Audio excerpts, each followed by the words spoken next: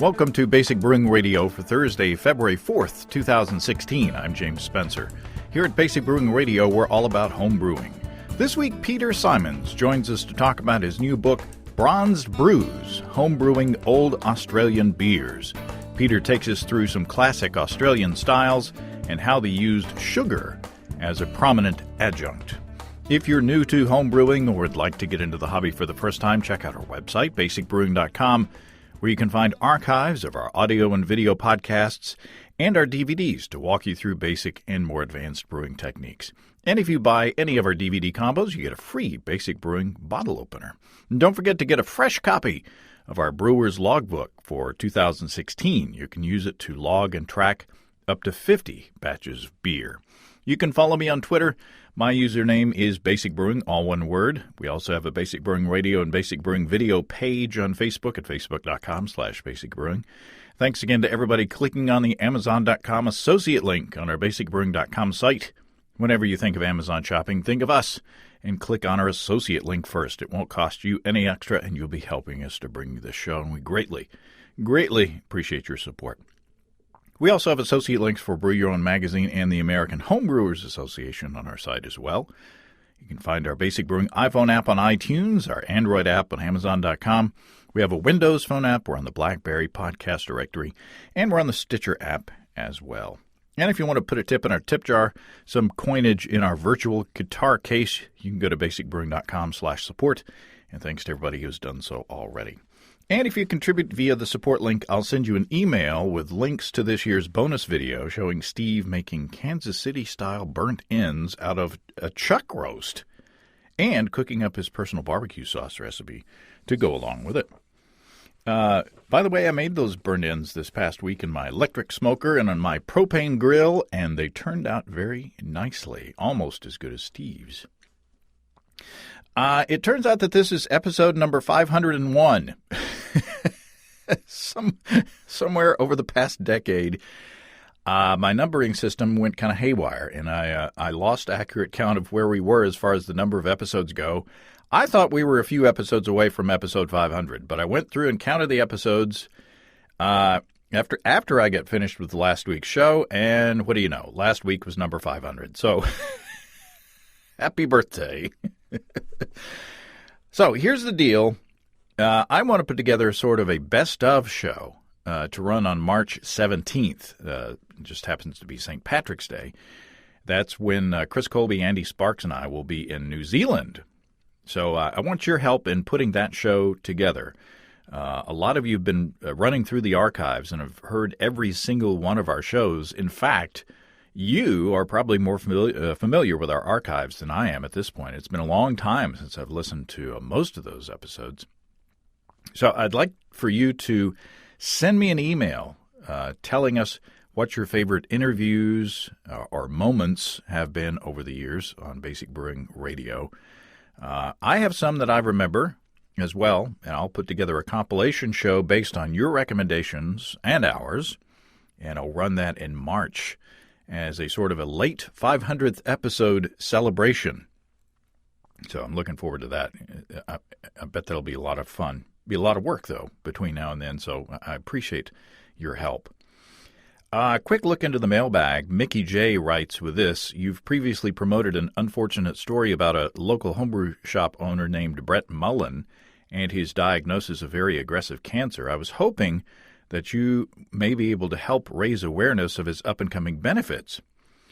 On Friday, February 12th at 8 p.m. at the Tap Room in Haddonfield, New Jersey, there will be a F-Cancer comedy show where there will be a $20 admission, all of which gets donated directly to Brett's GoFundMe campaign. And the second, the Brett Mullen Cancer Benefit on March 4th at 7 p.m. at the Oakland Fire Hall. The second is a beef and beer benefit with raffles and open to any and all donations. So if you're in the New Jersey area, be sure to go out and help out. And best of luck to Brett and all of his family. Steve and I shot a couple of episodes of Basic Brewing Video this week. We delve into cocktails this time, using homemade wine and homemade mead.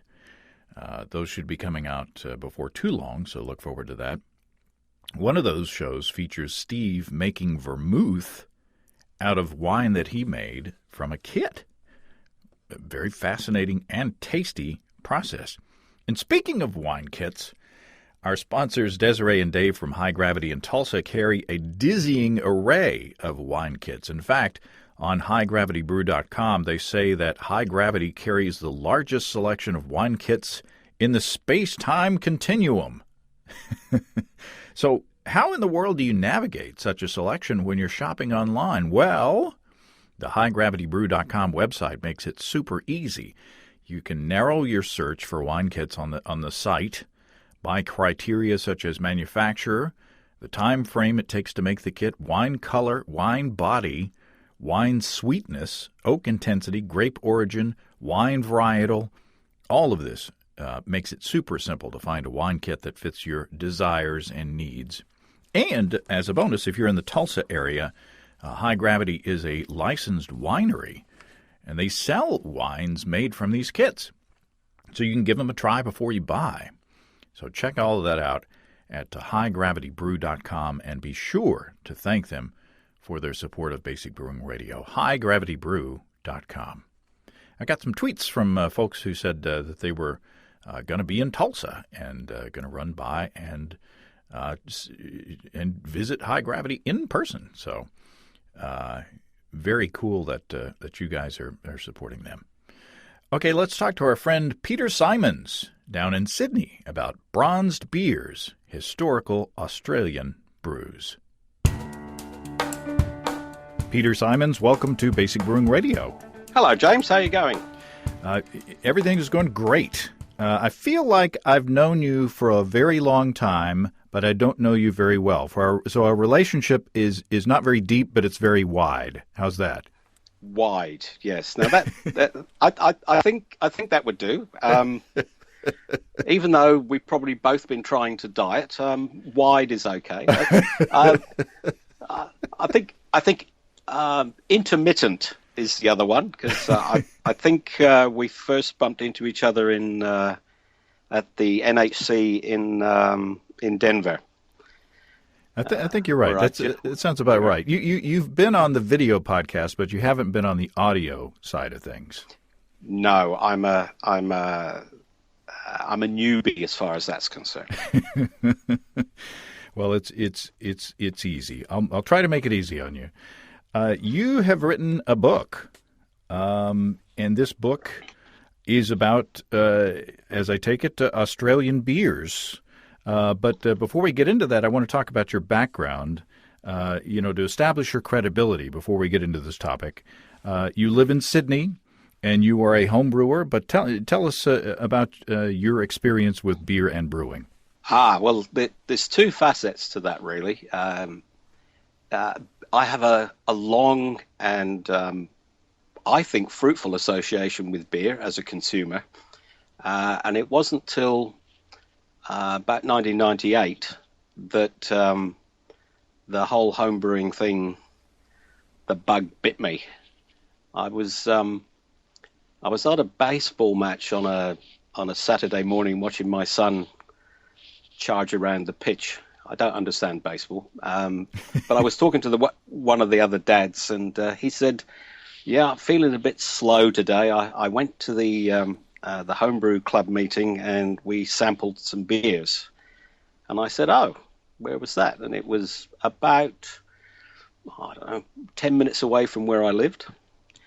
So I went up and I met the late Mel Robson, who owned the brew shop, and he introduced me to cans and partial mashing and set me up for full mashing. And as you probably know, it's a pretty slippery slope after that. That's right. Once the bug bites you, you're in usually. Yeah. So now I have my original brew kettle from about 2000 and something, 2002. But I now have a Herm system with a programmable PID unit that I've made myself with heat exchangers and stuff. And I have lots of ball valves, which some people find unusual, but I think is perfectly reasonable. Now but you have you're not just a home brewer. You have some advanced qualifications past that. You have some advanced education. Yes, I was made redundant, which is one of those life sort of events, back in 2002. And then I set up my own company. And in setting up my own company, I thought, well, I've always wanted to know more about the practicalities about brewing in case I would like to pursue that in the future. And because I had my own company, I organized my workload and I did a graduate certificate in brewing from Ballarat, which I found to be very, very useful. It was a very practically based course. So I've never done any professional brewing, but I have, I think, a very good understanding of the fundamentals. And then I was extraordinarily lucky to win the AHA Lallemand Scholarship.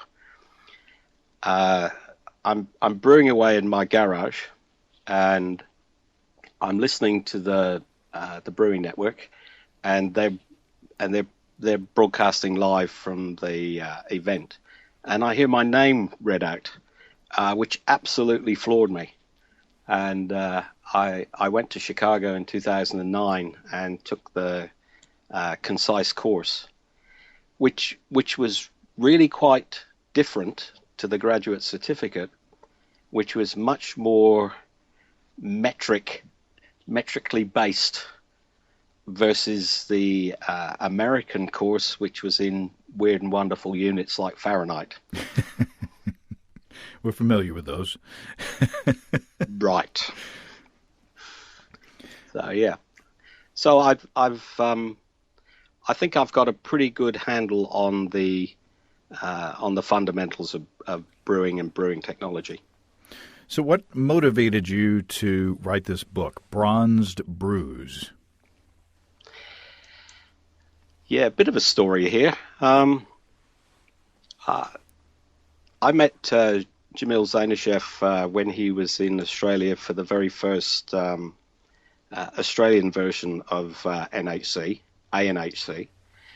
And we struck up a bit of a friendship and a relationship, and he'd been running a series of brewing with style, working through the style categories, and asked me to do a show on Australian sparkling ale. Now that posed a bit of a challenge because my natural bent, if you like, is to make sure things are researched properly. And there was a lot of superficial information, but I couldn't really find anything quickly about the origins of the style. So I had a quick go on the internet, and then went to the State Library of New South Wales. And at that stage, they still had card indices. So I'm working my way through brewing, and I found a book that I've relied on a little bit in Bronzed Brews, and that's a book by James McCarty from 1884, which was a handbook for brewers. Importantly, it was written from an Australasian perspective. And most of the brewing texts were British-based.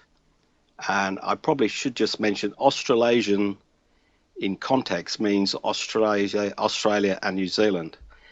So it's an inclusive term because he actually was head brewer at Speight's in Dunedin in New Zealand. So that gave me a little bit of I sort of whetted my appetite, if you know what I mean. Mm-hmm. I'd realised there was stuff there, and I'd been following Ron Pattinson's blog, Shut Up About Barclay Perkins, and he quite often has published the Let's Brew Wednesday beer recipes, and I brewed a few of those, and I was sort of in an area of interest. I guess I started reading brewing histories, but they weren't really dealing with what I was trying to get to. I was trying to get to the beer itself, and they talk about the founding of the brewery, the takeover of the brewery by a larger predator, the closure of the founding brewery sooner or later, and then the consequent loss of variety of beers. Now, I just am conscious of the upheavals in the US market at the moment, and it seems that some things don't change. Very true. Yeah. Coincidentally or incidentally, my paternal grandmother's maiden name was McCarty, so maybe there's a long lost relative there. Ah, But Australia is isolated, I guess one would say, from especially from the UK. What were the influences on historical brews? You would think that there would be influences as far as cultural and as far as the sourcing of ingredients as well. yes, that's a pretty good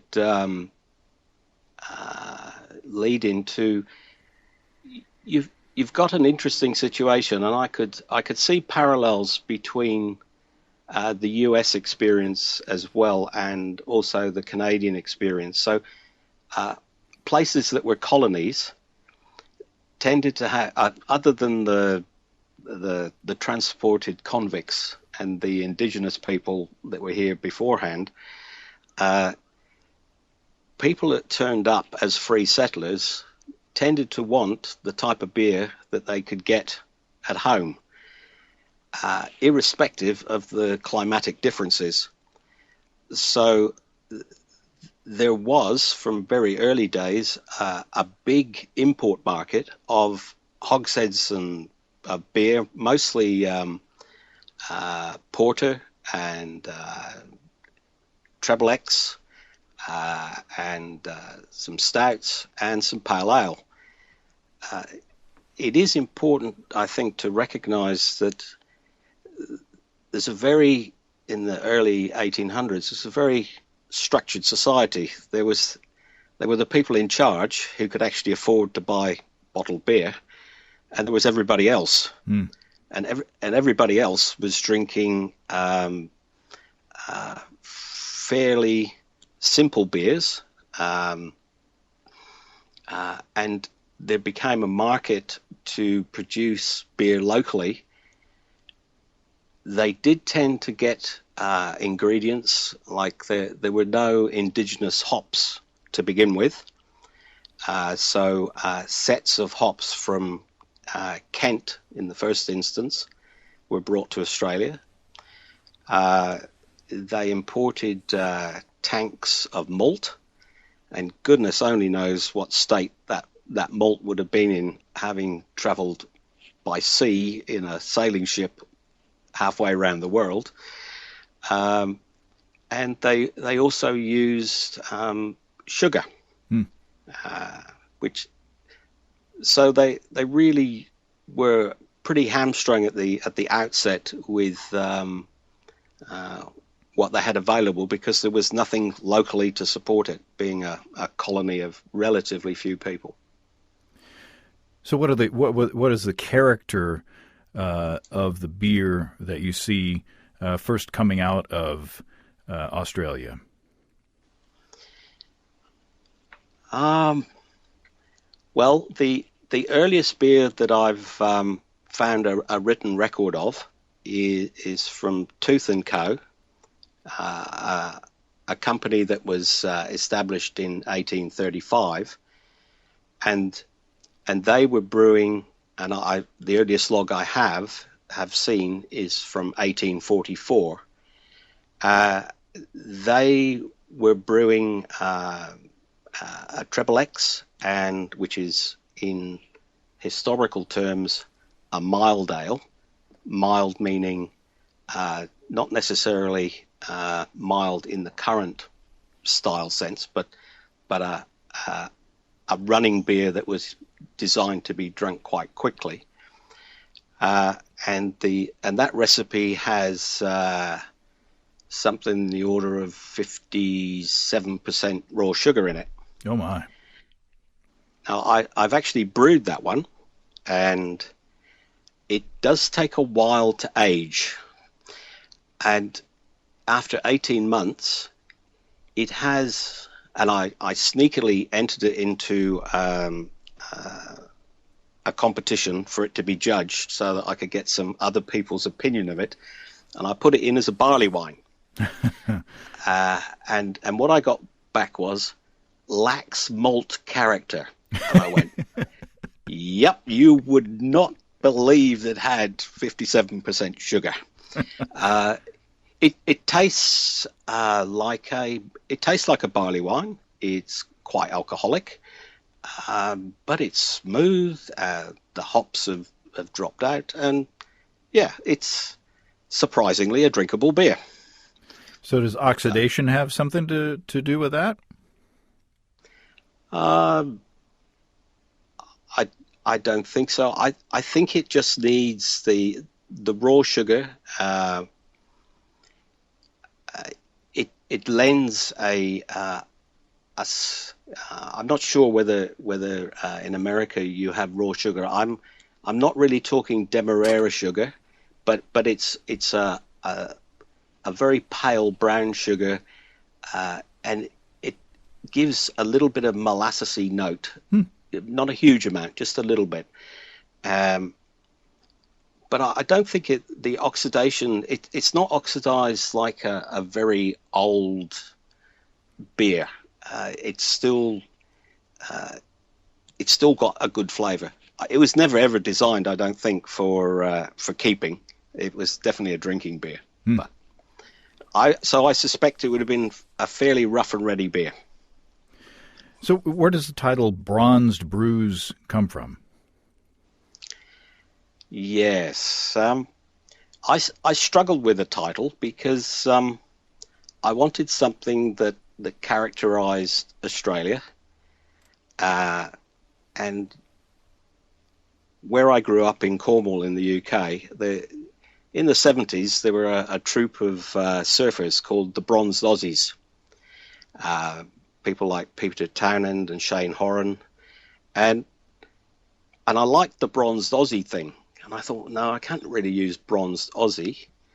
And then I sort of blended in. There's the very famous poem by Dorothea McKellar, I love a sunburnt country, a land of sweeping plains. So I thought, a bit of sunburnt. So bronzed. It's all about brewing beer and how to brew these and recreate these old beers. So Bronzed Brews it was. Plus, I did a lot of Googling on the internet, and nobody seems to have used the term. Oh, well, there you go. So in the beginning, were Australian beers sort of a utilitarian? In other words, there was a purpose for them, and they got the job done. Was that the philosophy? In the 1800s, one of the biggest problems in the colony was to do with rum. There were various events like the Rum Rebellion. So consumption of what I guess you'd call hard liquor, rum in particular, was a problem. And the governor of the day was keen that beer was seen as a much healthier alternative. Even at 6 to 8%, it's still healthier than rum, I guess. Mm-hmm. So I think your supervisory and governmental level would be drinking their pale ales and their porters as imports, and the populace drinking Treble X and porters with whatever ingredients could be found. But I'm really only talking in the first half of the 19th century. Things kicked along a lot towards the latter end of the 19th century. And what kinds of ingredients did you see at that point taking hold and kind of capturing the imagination of Australian brewers at that time? Yeah, well, you move into the post-federation. So Australia became a federated Commonwealth in 1901, and they were very keen to develop local industry. And in doing that, they had a very protectionist policy, and that protectionist policy meant that imports had very high duty levels, which helped the local industries to grow. They also wanted to have primary producers, particularly the hop growers in Tasmania, to give them a level of protection from the widely fluctuating hop market. So some of the things that came from that government policy, ingredient-wise, was a thrust to use local ingredients. From a hop perspective, there were the original Goldings type roots imported, and they were very prevalent in Tasmania. And then into the 20th century, Californian roots, which from all that I've looked up are really clusters in various forms.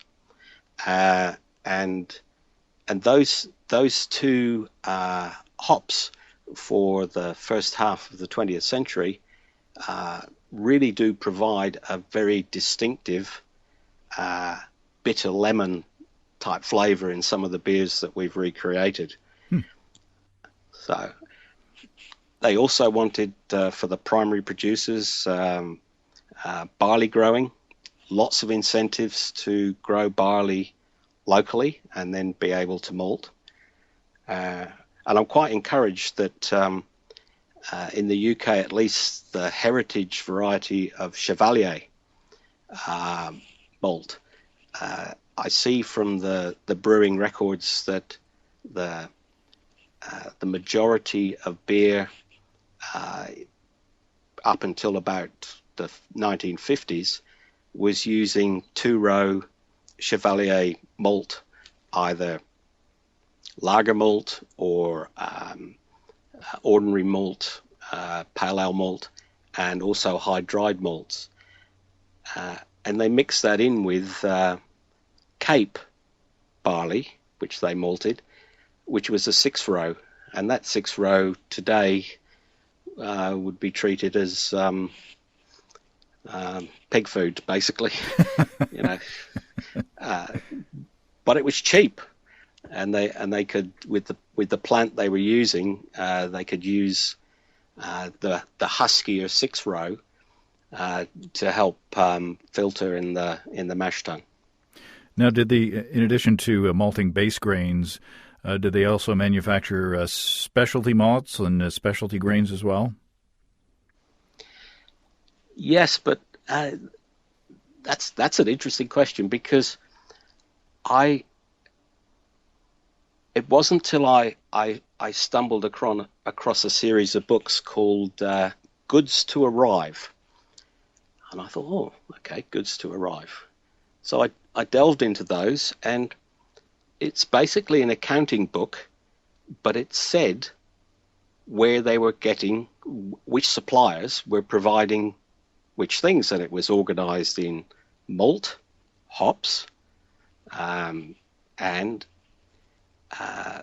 all sort. The other things, what chemicals were they getting in?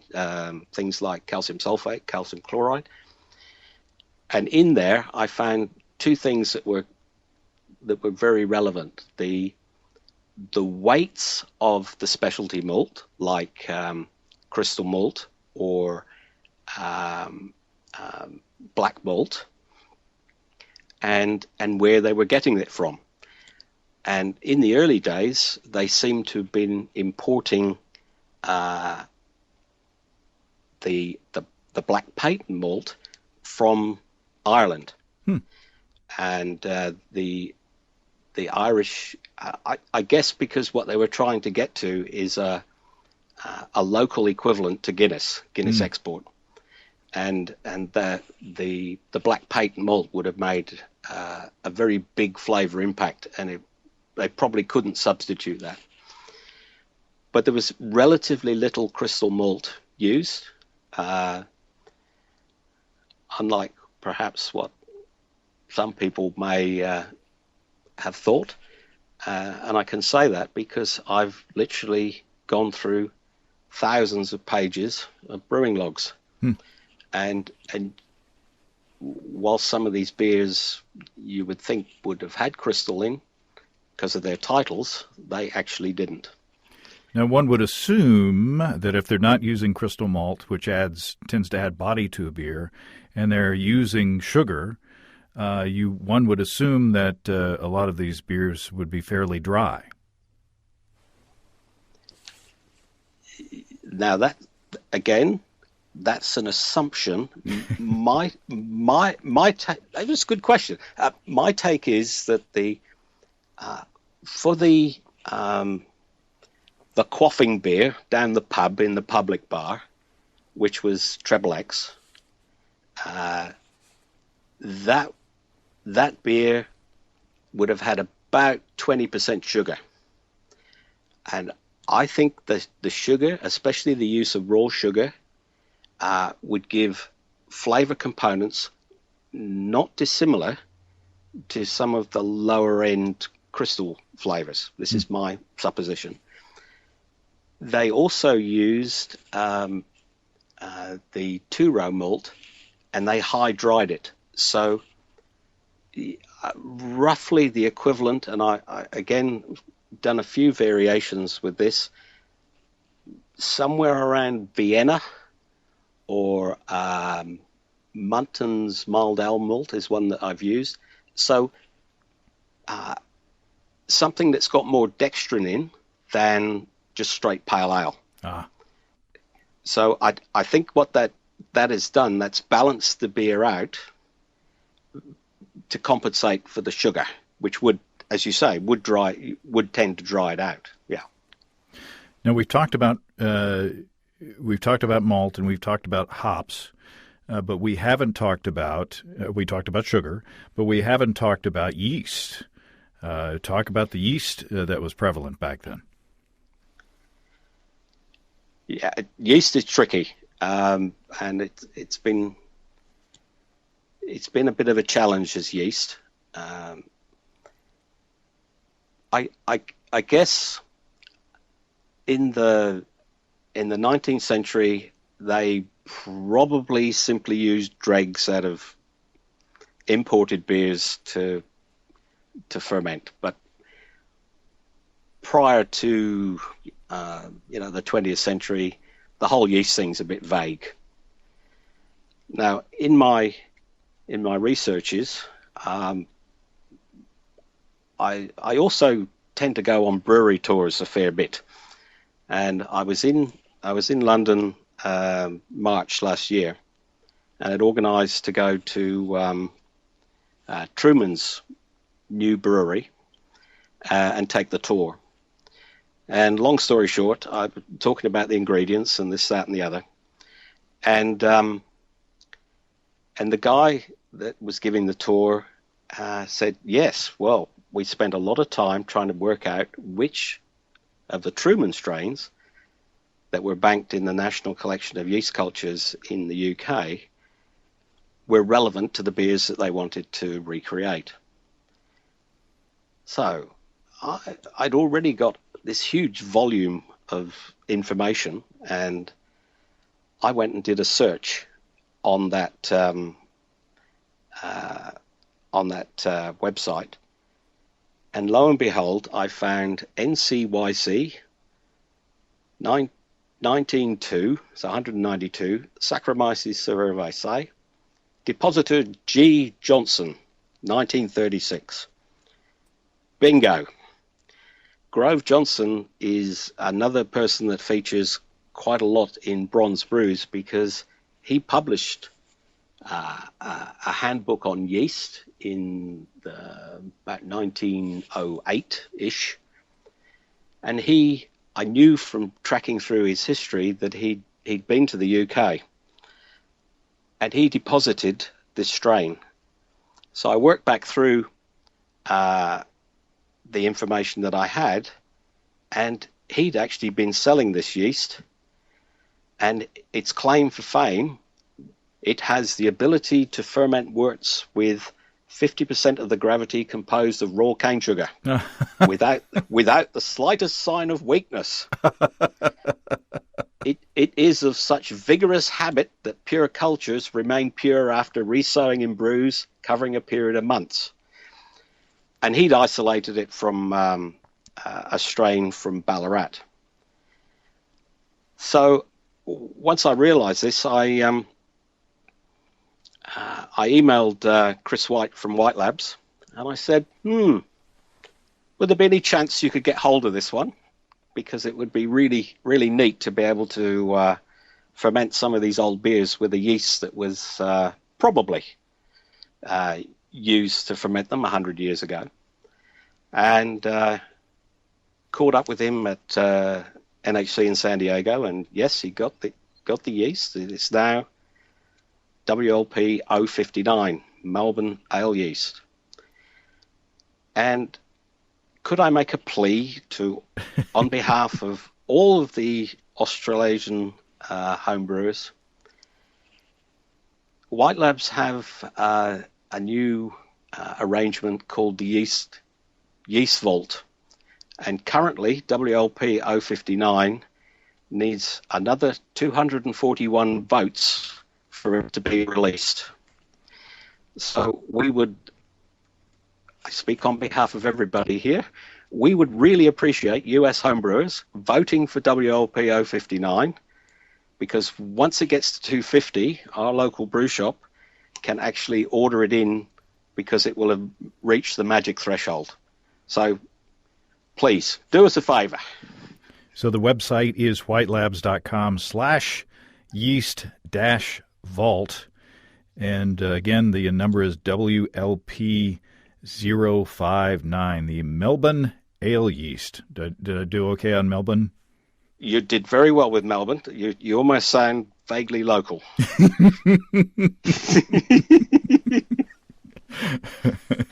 Yeah. Well, I'll take that as a huge compliment. Please do.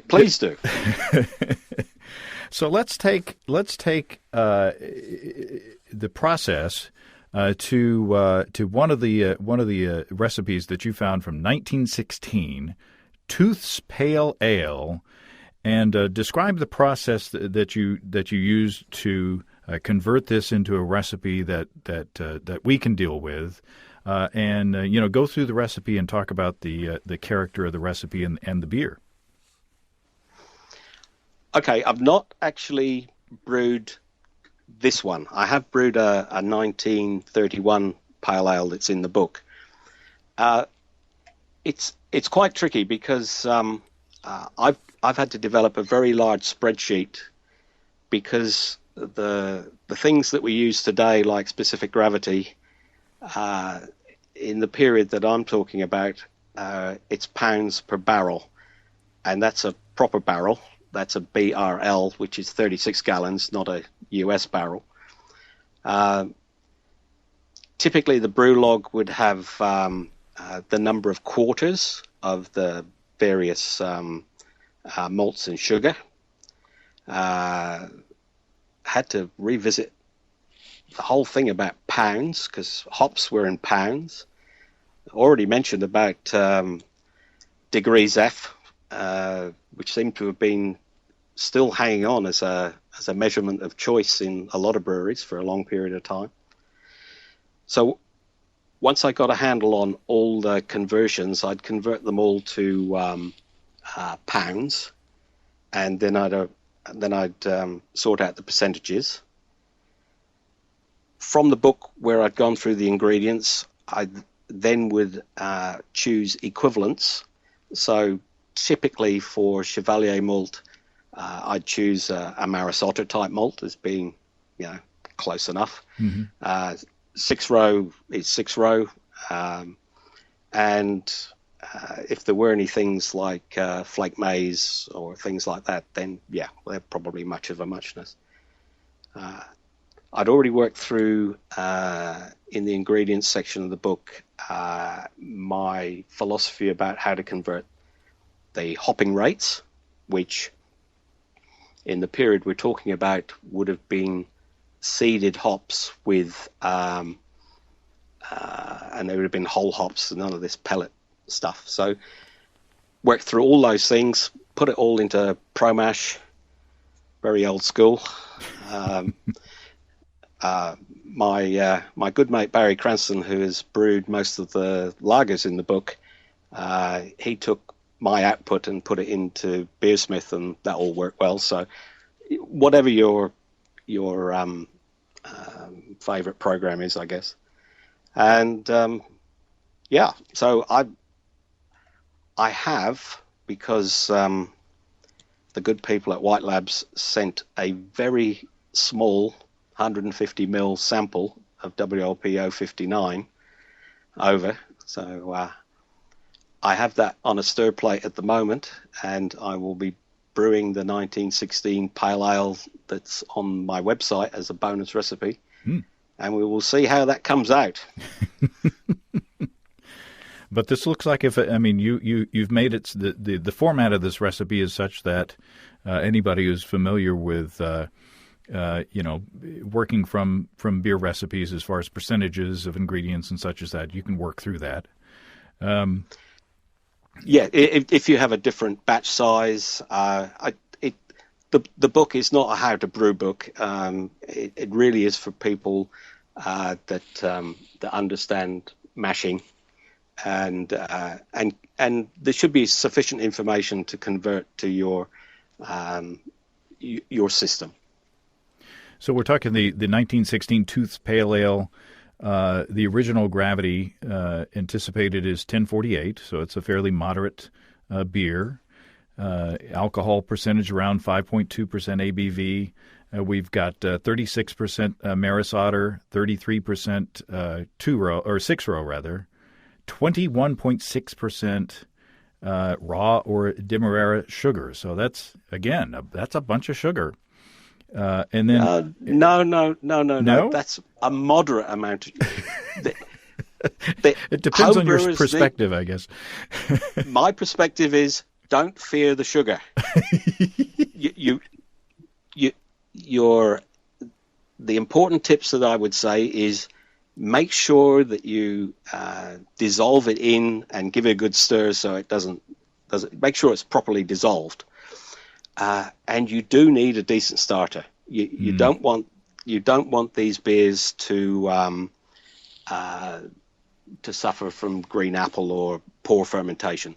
So if you were going to do a starter and just base it on the gravity, I would suggest to double it. I just make sure the thing ferments properly, and then you'll avoid those classic off flavors. And then flaked maize. It's a little over 8% flaked maize as well. So, so again with sugar and with corn, my mind says expects something to be fairly dry. This pale, what I was talking about before was more of the Treble X. This one should come out reasonably dry. I'm expecting. Based on the one I did from 1931, it should come out at 1008, so around 5%. The average of most Australian beers over the 20th century is about 4.5%.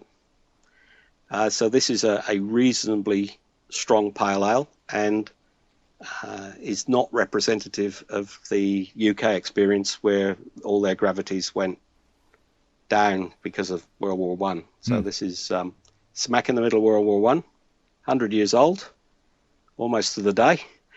And That's right. Yeah.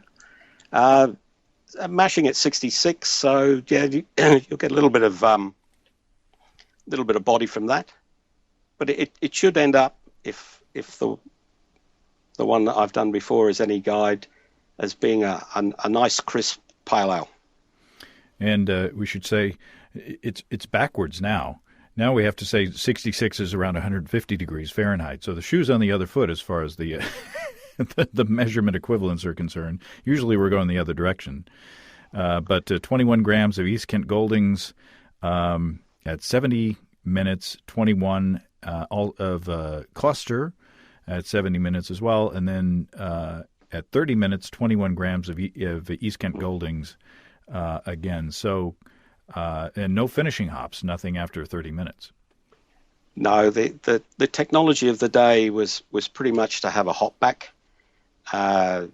So the whole hops being used would have ended up in the hop back. So the trial beers that we've done, and by we I mean some of the guys from the Extra Special Brewers Homebrew Club, have not really needed dry hopping. And in fact, dry hopping in Australia is very rare, and the only instance that I've found of it is in stout, not in pale ales. Interesting. In what I found from the documents I've looked at, if other people have seen other documents, well, that's great.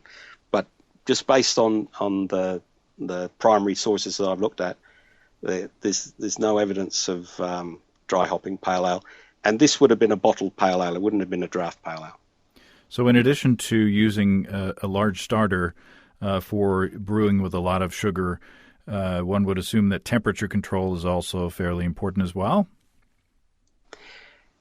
Yes, 18 degrees, because you will get a few esters. A couple of days at 18 and then let it go up to 23 to ferment out. It's a fairly forgiving, on the ones that we've done, the fairly forgiving process. Is nothing particularly different from what you would normally do, I don't think. So 18 would be around 65 Fahrenheit, going up to around 70 degrees Fahrenheit. I'm liking this boot on the other foot, isn't it? You know? I tell you C and you have to do Fahrenheit. Lovely. Well, again, I have to thank John in Adelaide, Australia, who sent me this little chart years and years ago that I printed out and I've stuck on my wall that helps me be a little bit more accessible. So you have a cheats guide? Yes, I do. I don't know. I can't figure this stuff out in my head. So, what other kinds of recipes can we look for in the book? What different styles? Different styles. Well, there's pale ale. There's porter and stout. There is also a non-intoxicating beer. I'll just leave that one sit for the moment. And there are a few lagers, because in the searching that I did, I found the very first brews, the trial brews for KB Lager, and Tooth and Co had KB Lager from about 1916 until the early 2000s, and it was really neat to find that they'd worked through about 5 or 6 pre-production, different grists, different this, different that, and then they hit production, and so there's a couple of lagers, and then there's the pale ales. So, Peter, you've done all of this research on historical Australian brews. How's Australia doing today in the brewing industry? Well, that's a show in its own right. But my thoughts are this: that there are still some of the beers that have their origins in the early 20th century that you can go out and buy. Things like Sheaf Stout, you can drink Tooheys Old. There's, of course, Cooper's Sparkling Pale Ale. So there are still beers from long ago that you can go out and you can buy in a pub, which I think is a good thing.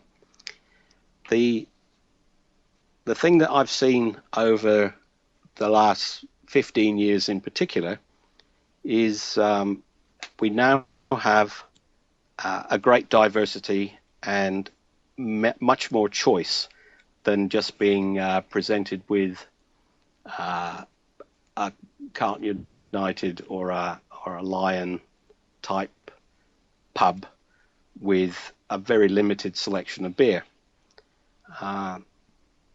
Personally, I'm a bit over the whole craft thing because it's just another marketing term, and having looked at the cycles of beer production over the years, it continually reinvents, the industry continually reinvents.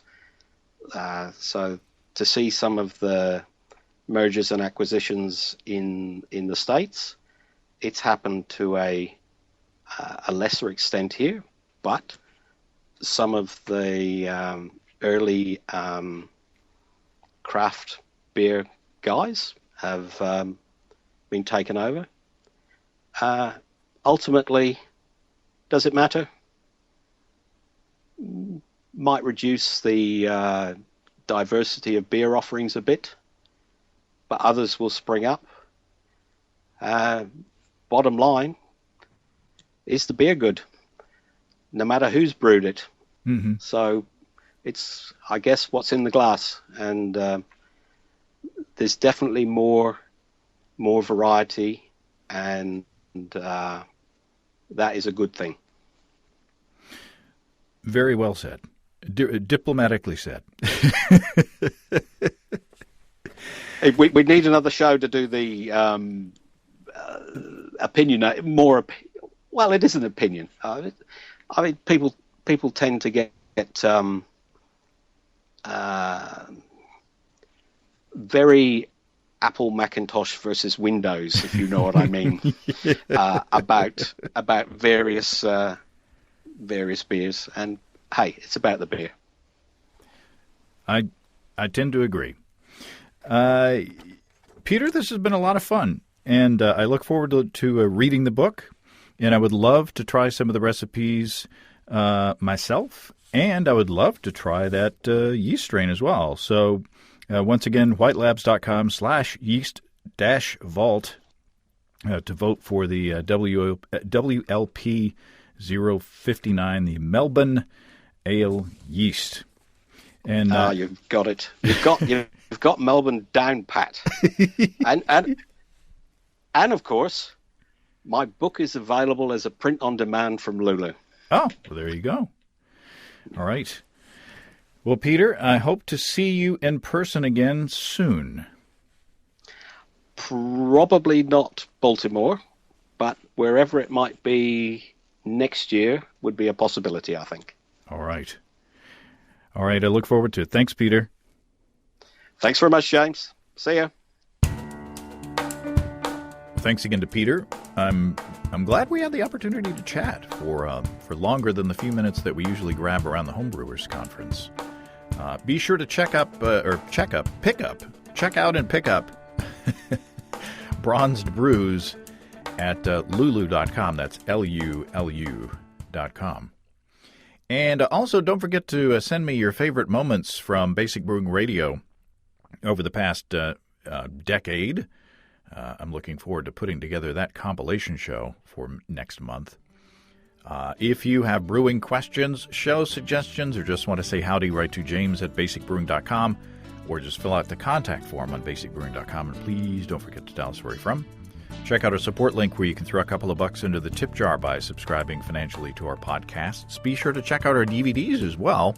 Extract Brewing and Partial Mashing, Stepping into All Grain, Low-Tech Lagering and Decoction Mashing, and Introduction to Wine Kits. You can find them all on our site. You can get a free Basic Brewing bottle opener with any DVD combo, and you can check out our Basic Brewing shirts in the store as well. And you can find our logbooks there, too, where you can track and log up to 50 batches of beer. You can see a listing of the fine folks across the country who sell our DVDs on basicbrewing.com, and if there isn't a vendor in your area, you can order them online in our online shop at basicbrewingshop.com. Thanks to everybody who's continued to click on our Amazon.com link. We appreciate the support there. Our featured products this week that were purchased through the link are Colonel Conk Watertight Travel Container with Soap. Scents may vary. And Ninja Farts, Silent but Deadly, The Disgusting Adventures of Milo Snot Rocket. Thanks. Thanks again, everybody. And remember, I can't tell who bought what, so no worries there. Just click on the Amazon.com logo or on a site. And the next time you feel like Amazon shopping, we greatly appreciate your support. And don't forget, you can also join the American Homebrewers Association and subscribe to Brew Your Own magazine through the associate links on basicbrewing.com. That's all until next time. Until then, thanks for listening, everybody. I'm James Spencer. Production help for Basic Brewing Radio and our website is provided by Kelly Dutson. Basic Brewing Radio is a production of Active Voicing. We'll talk to you next time, everybody. So long.